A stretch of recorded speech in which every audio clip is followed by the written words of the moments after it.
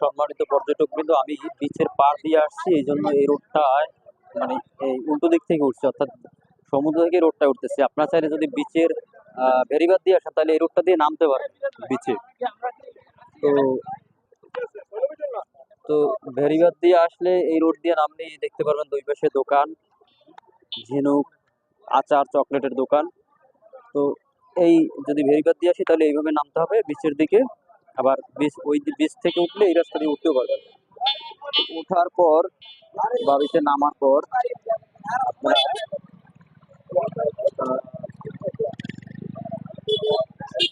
বিনোদন করার জন্য পুকুরে অনেক মাধ্যম আছে।